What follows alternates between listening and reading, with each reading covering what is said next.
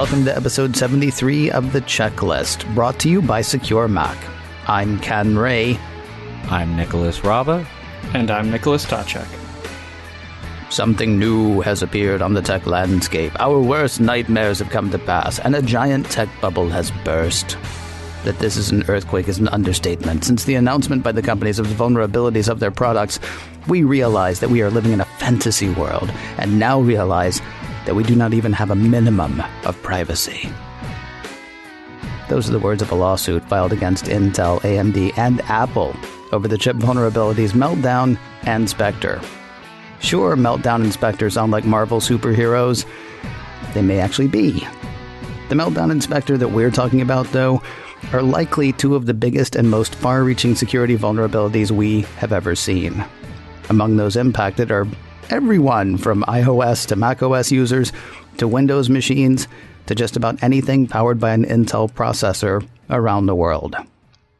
Items on today's list. What are Spectre and Meltdown?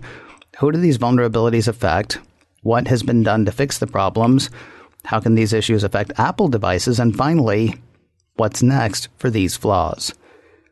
Now let's start with definitions. What are Meltdown and Spectre? Well, there's actually three vulnerabilities, one called Meltdown and two separate but related vulnerabilities, both called Spectre. All three rely on exploiting a function of processors called speculative execution. While modern processors are fast, they find ways to work ahead so that they could go even faster. While your processor doesn't know what you're going to do next, it could sort of guess a few options.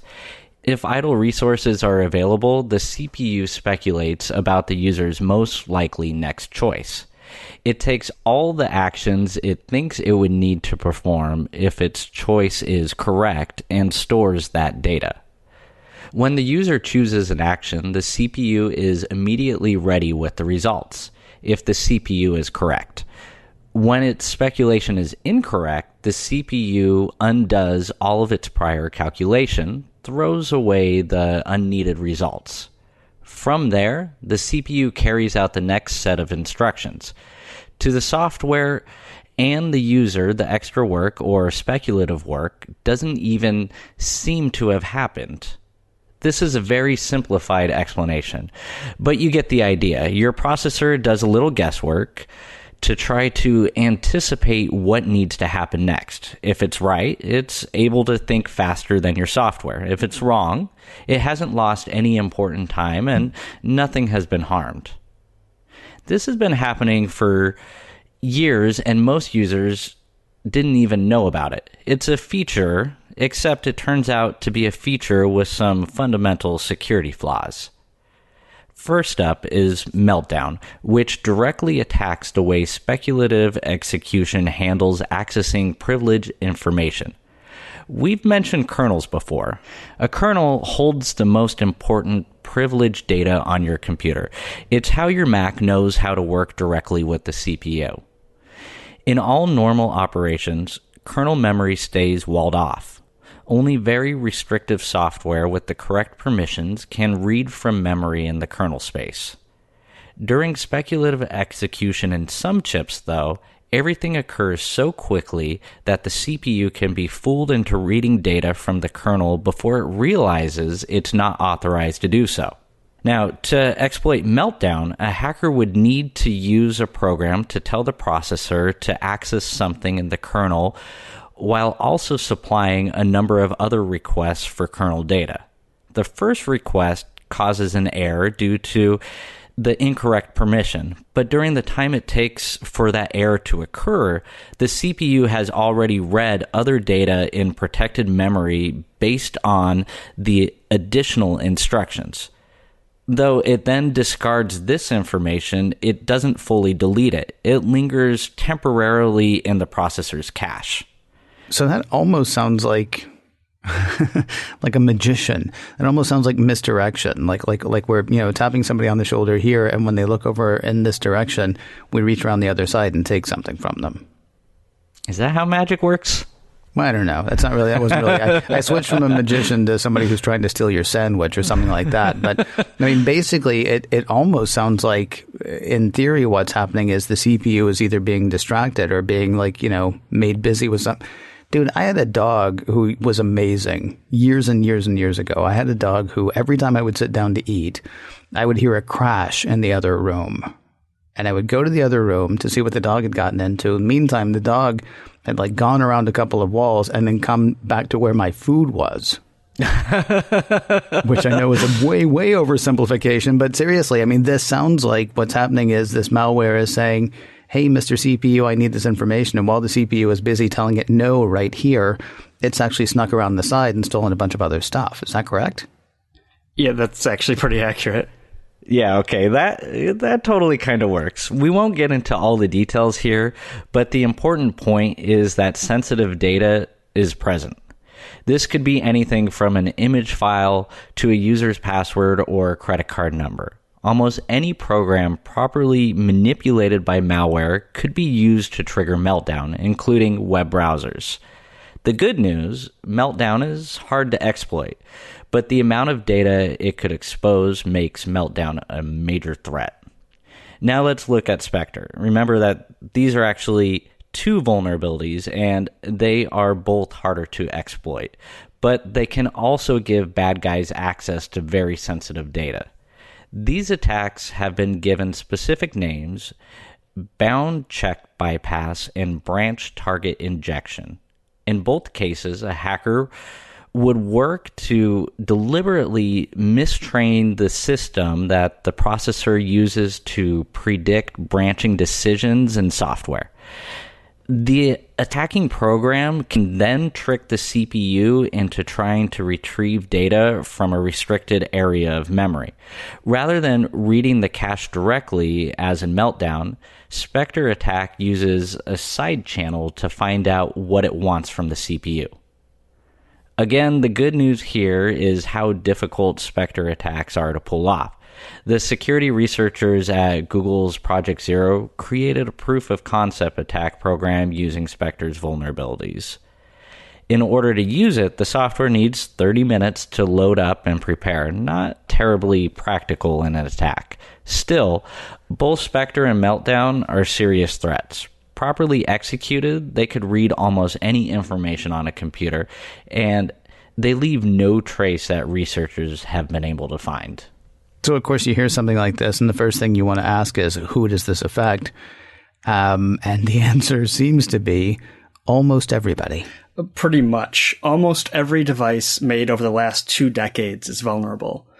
Meltdown is most closely tied to Intel processors, though some other processors, such as ARM CPUs, are also affected.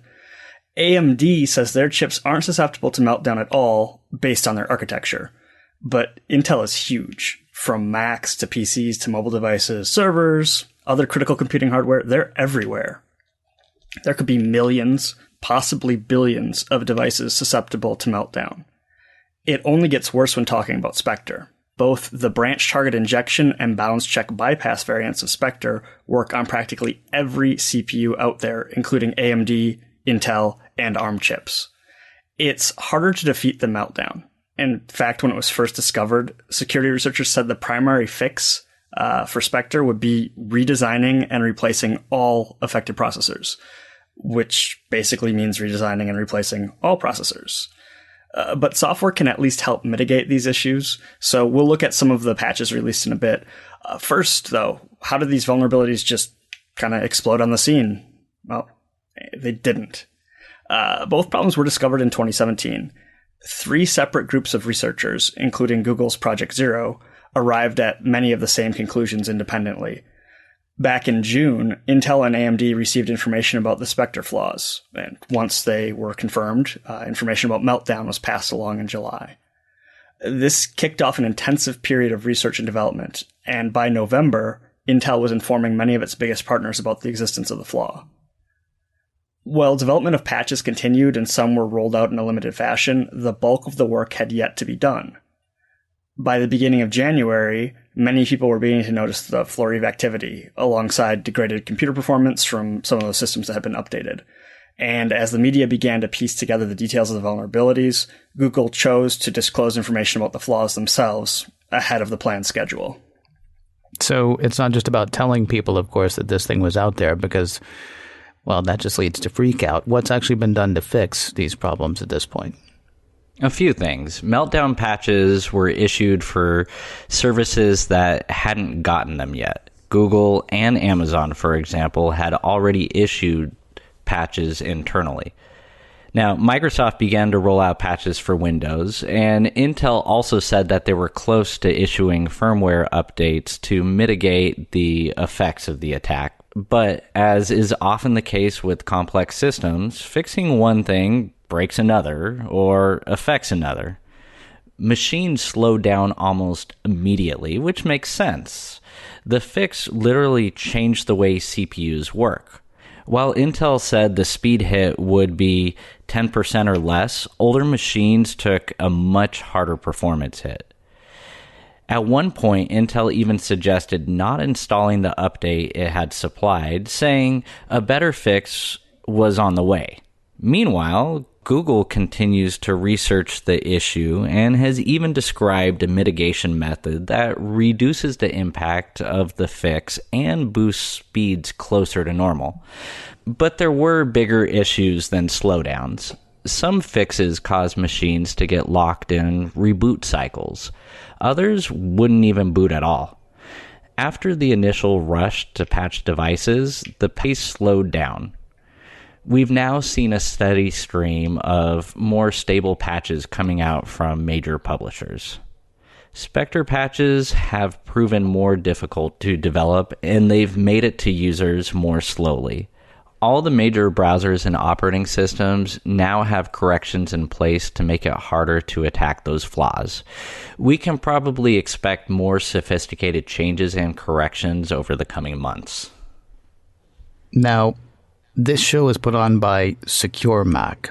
This is an Apple Focus show. Let's talk specifically about how all of this affects Apple devices. Well, as it turns out, Apple has been on the ball, staying ahead of Spectre and Meltdown. And there was a lot to get ahead of. The Mac, iPhone, and iPad could all be susceptible to these attacks. Only Apple Watch is safe from Meltdown and Spectre due to its unique processor design. But, like I said, Apple's on it. If you've been keeping up with your updates to macOS and iOS, you should be protected from the most serious issues. Apple patched Meltdown on its devices almost a month before the public found out about it. Those updates include iOS 11.2, macOS 10.13.2, and tvOS 11.2. All these updates came out in mid-December, though the patch notes at the time did not make explicit mention of the Meltdown issue. Some iPhone users have reported slower performance, like we saw on some of those Windows PCs, but so far any widespread effects from the fix have been limited. A new round of patches has also gone out to fight Spectre. These include a supplement to macOS 10.13.2 alongside iOS 11.2.2. El Capitan also got an update. To close the door to any JavaScript and browser-based versions of the Spectre exploit, an update to Safari was also released. If you've not installed these updates, we say go ahead and do it. It'll keep you safer, and the performance hit is pretty small. And that's all good for relatively recent hardware, but older hardware is still at risk. The new iOS update only applies to iPhone 5S and forward. As for the macOS updates, they only go back as far as El Capitan. It doesn't look like Yosemite and earlier versions of the OS will be patched. At least Apple hasn't said they will be. This means that users on those older systems will likely remain vulnerable to the flaws. It's kind of funny, but really old Macs from the PowerPC era, back before the 2006 switch over to Intel, they're safe from Meltdown, though the impact of Spectre is still unknown. There are still some other risks that come with connecting really old PowerPC Macs to the internet, so don't do that. There's a lot of other problems with that old hardware that has nothing to do with these new threats. So really the only way to avoid the risk for an older machine is to upgrade to a newer machine that can run the latest versions of the operating systems from Apple. So that's sort of where we are with our hardware today. I'm curious what's next for the power trio that is Meltdown and Spectre. So far, we haven't seen evidence of Meltdown or Spectre exploits in the wild, but some researchers think that these attacks will become standard in the hackers' toolkits. Even with patches available, not everyone will update their devices quickly. A lot of mobile devices will get updates infrequently. All of that will leave a large attack surface for hackers to exploit. While your Apple gear should be protected, your other hardware may not be. Keep an eye out for updates to those machines. We can certainly expect architectural redesign of future chips, but companies have a lot to answer for. This is a weird set of flaws. On the one hand, they don't appear to have been exploited, and they're kind of hard to pull off, especially Spectre. At the same time, it's hard to think of another security incident as large in scope and as severe as these. Yeah, this reminds me of when we were doing the 2017 year in review just a few weeks back, or a couple of weeks back maybe. We talked about the fact that there were some things like the Equifax hack, for example, that were so big you didn't even know how to be afraid of them. And this almost seems, this seems like that, but compare those. I know one is somebody got in and stole a lot of information, and we know that absolutely happened. But then there's this one where, what researchers are saying is it doesn't leave any trace. So while everybody's saying, well, there's no evidence that this has happened, the thing that we keep hearing about both Meltdown and Spectre is there's not going to be evidence that it happened if it did. Maybe it's comparing apples and oranges, but is this as scary, less scary, or more scary than Equifax in your opinions? I would say more scary for a couple of reasons. I certainly think it will. Well, I kind of hope things don't get worse for 2018. This would certainly top the list for 2018's top biggest impact things when we do this next year. But we're saying that, we don't have any evidence that it was exploited, but we also have had teams of security researchers around the world kind of trying to quietly work on fixes for this over the past half a year, pretty much. And we're just, some of those people are, they're security professionals. They get paid by the companies to do what they're doing. Some are volunteer contributors to open source projects. No matter who it is, there were still a fair number of people working on this problem. And you're just hoping that every single one of those people had best intentions in heart, best intentions in mind, that they weren't saying, oh, hey, right now I've got the keys to the kingdom for pretty much every machine ever.